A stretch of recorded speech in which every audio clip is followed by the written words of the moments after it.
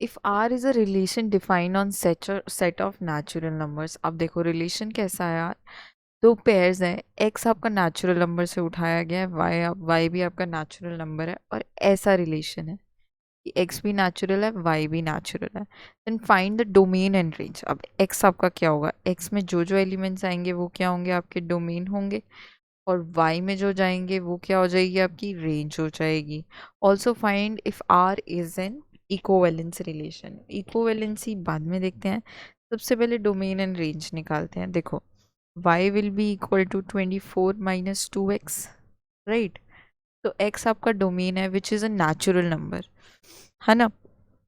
तो x में कोई भी नेचुरल नंबर दे सकती हूँ, मान लो x इज इक्वल टू 1 ले रहे हैं, ठीक है। तो y is equal to 24 minus 2 हो जाएगा, y will be equal to 20, ठीक है। यहाँ से स्टार्ट करें। अब जैसे जैसे x बढ़ाते जाओगे y की वैल्यू छोटी होती जाएगी। मान लो x को क्या लेके चल रहे हो, 2, तो y will be equal to 24 minus 4 और y will be equal to 20।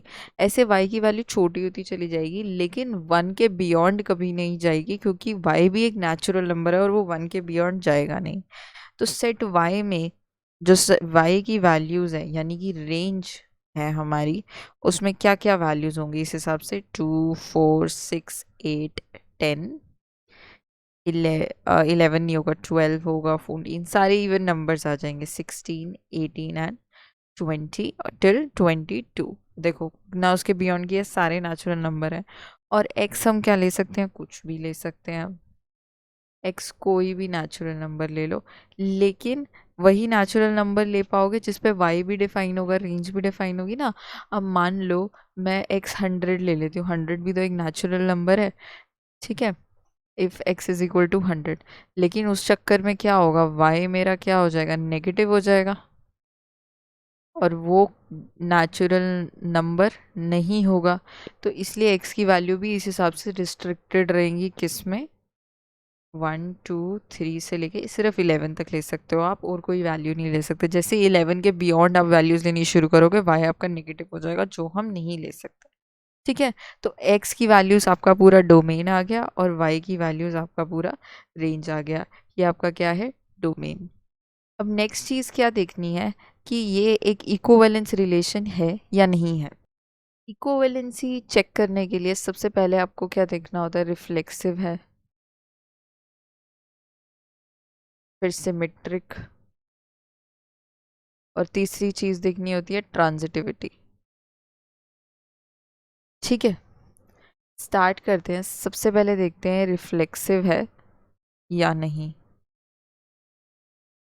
Reflexivity देखने के लिए आपको देखना होता है कि मान लो आपने एक रिलेशन ये जस्ट डिफाइन किया, अगर और उसमें देखो कैसे एलिमेंट्स हैं एक्स में, 1, 2, 3।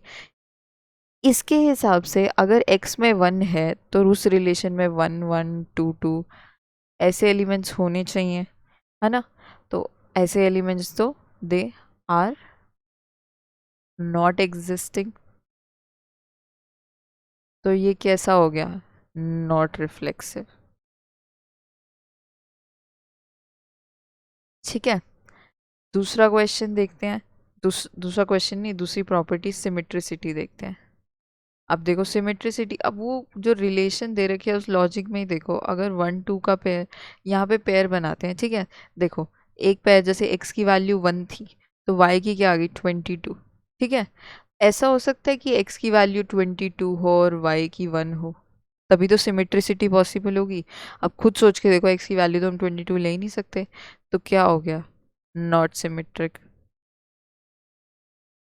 सिमिलरली क्या देखेंगे हम, इसकी ट्रांजिटिविटी देखेंगे। ट्रांजिटिविटी में देखो, ट्रांजिटिविटी में क्या कह रहे हैं, वो मान के चलते हैं कि 7 और 10 एक पेयर में है इस रिलेशन के, ठीक है, और 10 और 4 एक पेयर में है इस रिलेशन के। तो ये इम्प्लाई नहीं कर रहा है, ये इम्प्लाई नहीं कर रहा है कि 7 और 4 भी इस रिलेशन के पार्ट होंगे, तो इट इज़ नॉट ट्रांजिटिव। तो ये फंक्शन कुछ भी नहीं है आपका, ना ही तो वो रिफ्लेक्सिव है, ठीक है, ना ही वो सिमेट्रिक है, ना ही वो ट्रांजिटिव है।